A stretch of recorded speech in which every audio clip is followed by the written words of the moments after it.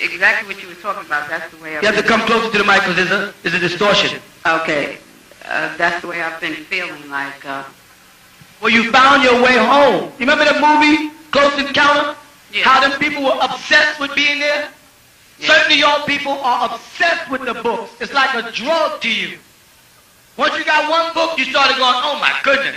Then you read another book, and you become, I don't feel like going to the Asaru community meeting. I got something to do. Next thing you know, you sitting up here anyway. I really can't go over there. I can't be so bothered. I'm going to find one of them brothers on the street and talk to him. I got to go to work. I'm going to stay here and talk to him just a little bit longer. You understand? You know you're looking at your watch. I got to be to work at 10 o'clock. Here it is, 9:45, you're still talking to brother and wife. Standing there, and something about you keep pulling you to them.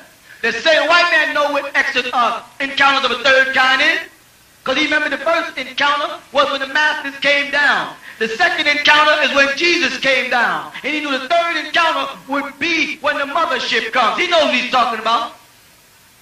And he knows that inside y'all is a drive to find your way back to the ship. It's something inside that's driving you. And those books got some magic power in them that makes you keep going back to the next book. It's another book out. It's another book out. You're writing, you're marking, you're scribbling, you're checking. You're saying, dang, I found a form. Let me check this out. Come in, swear you got it. And I make the thing you think is so complicated sound so simple. You got it all figured out. I got it now. They made a mistake. You come, imaam. I heard those when I say, that's not what it says. Look, you go, oh.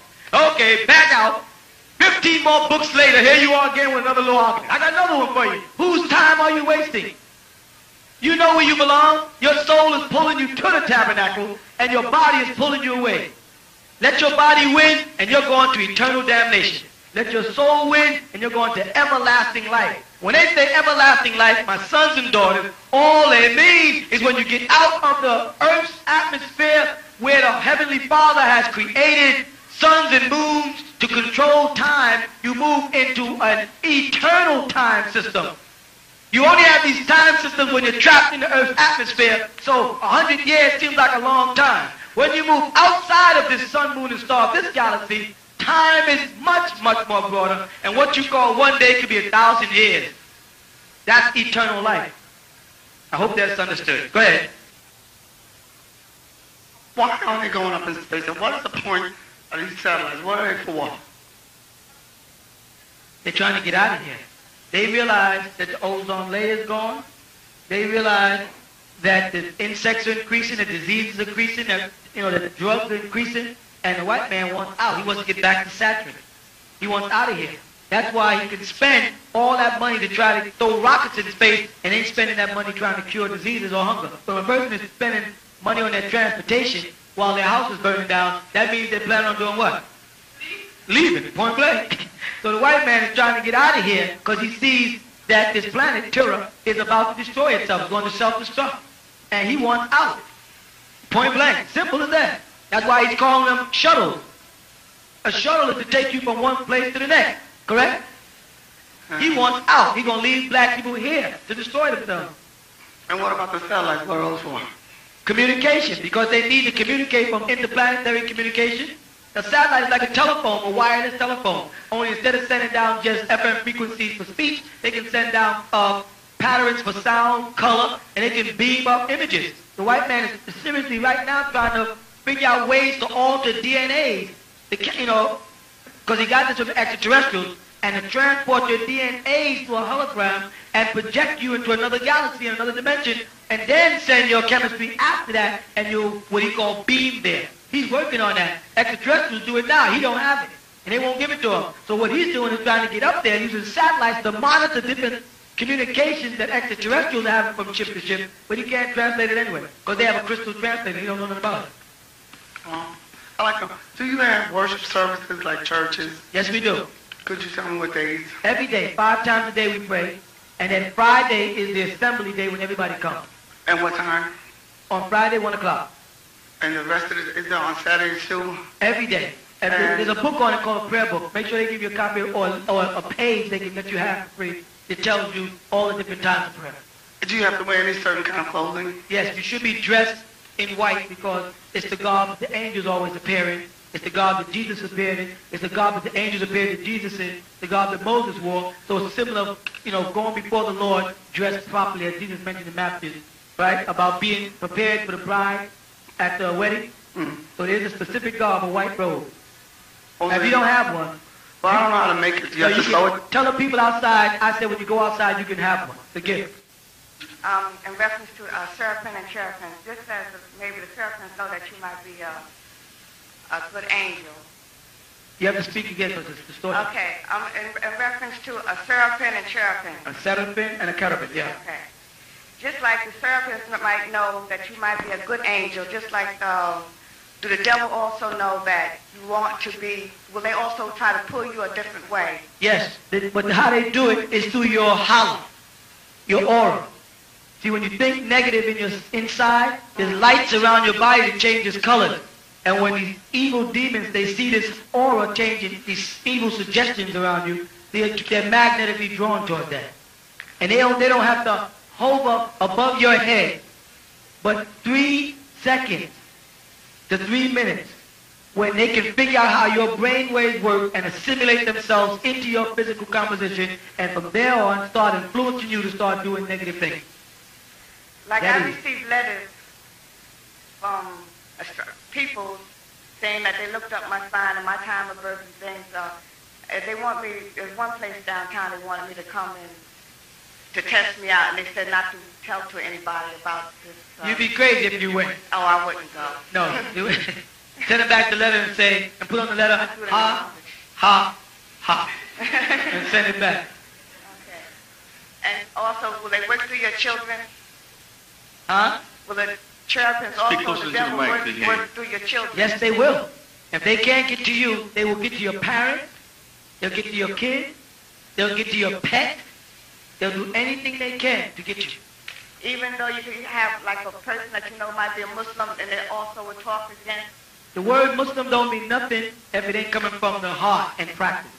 A lot of people say they're Muslim, but then you turn around and see if they pray 5 times a day. You know, I'm a Muslim, but I don't pray because I don't think that's necessary. I'm a Muslim, I don't live in the community because I don't like what they do. I'm a Muslim, I don't wear no veil because I don't think that. Then you ain't no Muslim. A Muslim wears certain things. The Quran says a Muslim does certain things. If you don't, listen, if you don't have a badge and you don't have a gun and a blue suit and you're not registered with the penal system, you ain't no cop. You can walk around telling people you're a cop all you feel like. I'm a cop, I got a gun. I wouldn't brought a badge, but they'll get you for impersonation. And on Yom Akhri, more people are going to be gotten for impersonating Muslims than they're going to get for being sinners. Those impersonators are the ones going to really taste hell. Saying they're Muslim out their mouth and not living up to what their heart know they should be doing. Saying they're Muslim out their mouth and not living up to what their heart know they should be doing. And on that program last week, they were talking about the UFOs, and they said that they had captured a few of the aliens, and they gave them a place over in Nevada. I was wondering, are these extraterrestrial beings, are they good ones, or why would they... I'll tell you this, extraterrestrials are now communicating with Amorites or the Canaanites because you have no power, and y'all don't want to change. They've been trying to convert y'all for the last 50 years. They sent all Elijah Muhammad. What's the first thing Farrakhan said when he came back from Libya? I saw the Honorable Elijah Muhammad in a UFO. Right? That's what Farrakhan taught, that he saw the messenger in a UFO. Right? What did the messenger teach? There's a mothership, a mother plane. And all of them were teaching the same thing I'm teaching all the ones that know. Them students don't know what they're talking about. They're talking about some God in heaven. They're talking Christianity. The ones who know are talking to you about extraterrestrials. And are y'all listening to the extraterrestrials? No. Are y'all listening to Minister Louis Farrakhan? No. Did you listen to the Honorable Elijah Muhammad? No. But Malcolm X, y'all listen to. Somebody who went over there and got brainwashed by the devil. You know what I'm saying? So y'all are asking the extraterrestrials to communicate with y'all, but then you don't want to communicate with them. And I want to ask a question. But the brother asked me, why do we keep Malcolm X's picture on the wall? Correct? If we don't agree with things he said. I don't agree with everything Marcus Garvey said either. I don't agree with everything that a lot of people say. I don't agree with everything Noble Drew Ali said either. But these were still prominent black leaders. And in some form or fashion was affiliated with Islam. And I think our children should need some black examples so we teach them about these different people. So I don't have to agree with your philosophy to respect you. I can respect you for who you are without agreeing with everything you teach. You understand what I'm trying to say? So I respect Malcolm X as the articulate speaker he was, and about his initial goals to help black people. I respect that, and I will teach my sons about that part of his nature. I'm not going to go into how he went bad in their classes. That's us adults who know better. You understand what I'm saying? Because the white man will eliminate all of our black people. See, he made Malcolm X look bad to the nation of Islam, and he made Muhammad look bad to the people who followed Malcolm X. So what happens in the long run, two black images is pulled down, and another white image. They'll never take them based off them dollar bills of their leaders. But they figure out a way by the time one of our black leaders leave for us always to dislike it and pull his picture down. So that we don't have no black images. But they will keep, they got people on the dollar bill that's been on there for George Washington, Abraham Lincoln, and these guys, you understand what I'm saying? They will keep their images in our mind for superiority purposes. So that's why I'll keep that picture on the wall. But I will teach them about the good things that Malcolm X said did. And when he got weak and fell victim to the devil, that can happen to anybody. Understand my feelings in that way. The soup order that deals with the, that's a baby stage of it.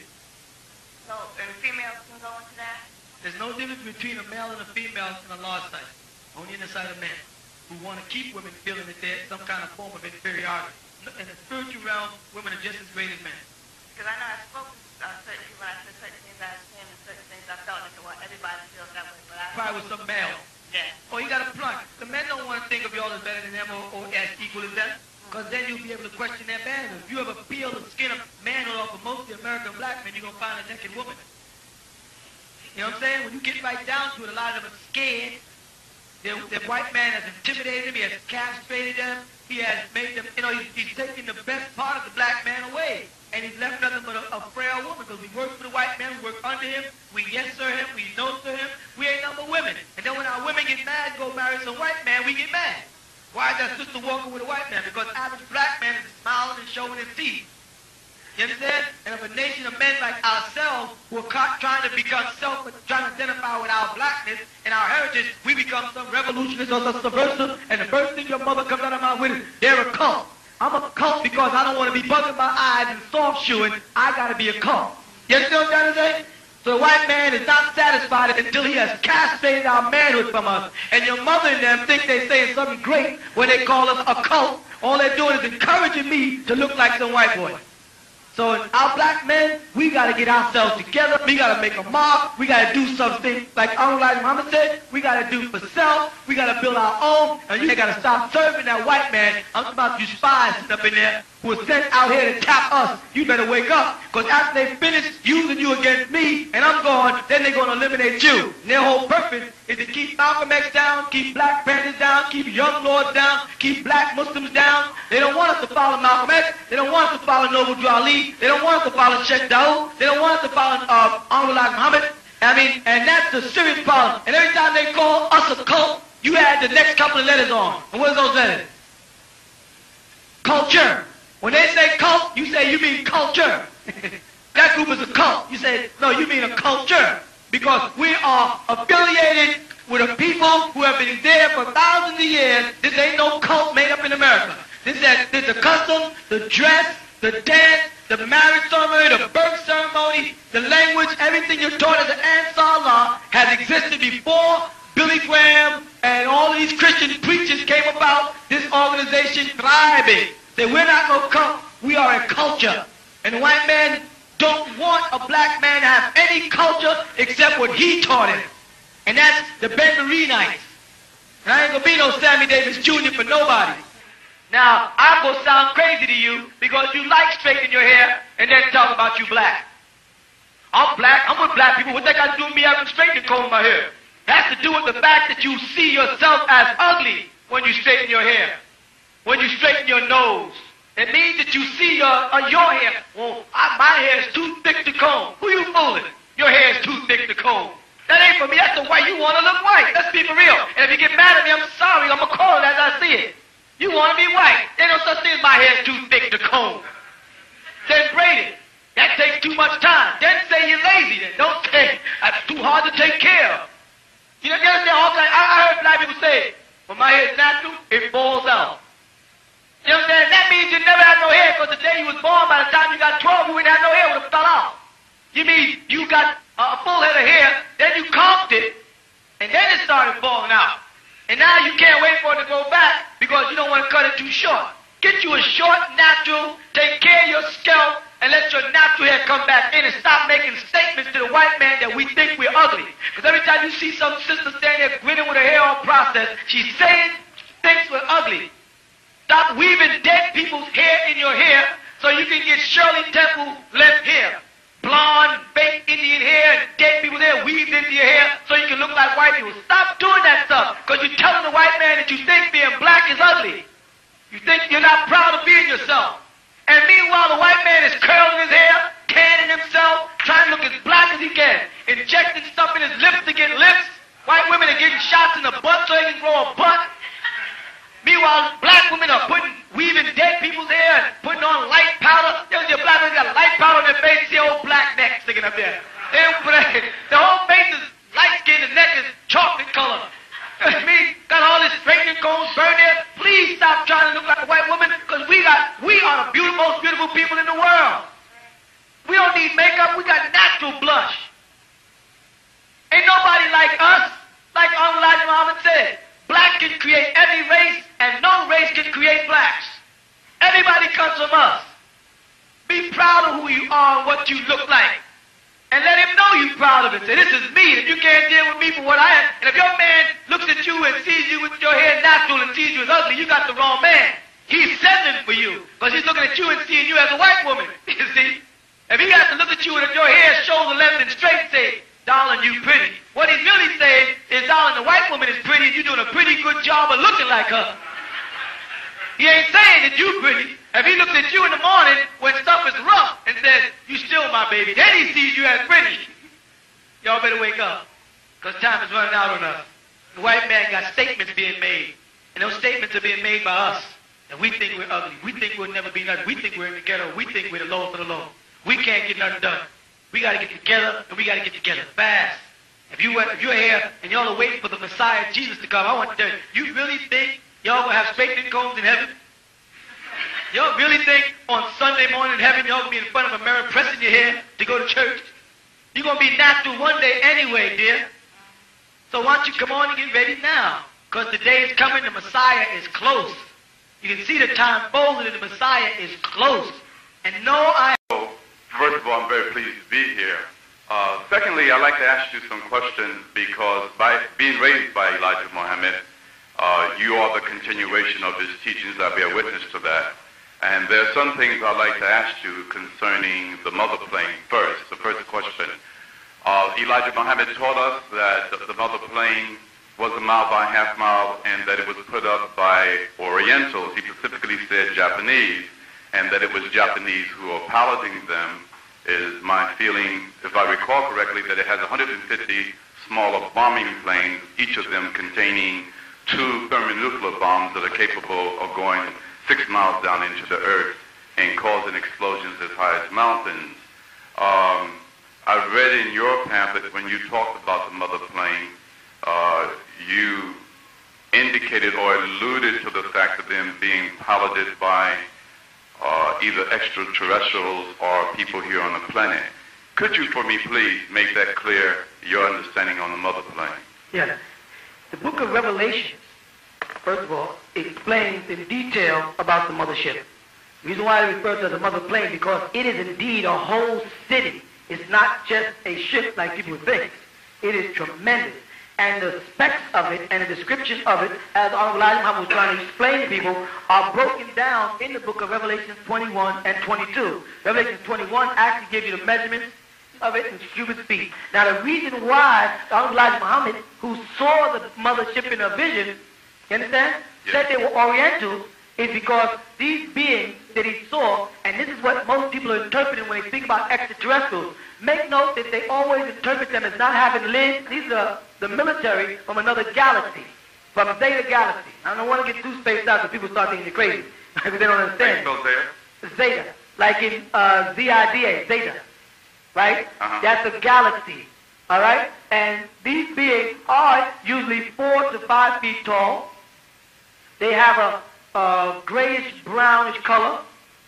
They have very large slanted eyes like Orientals.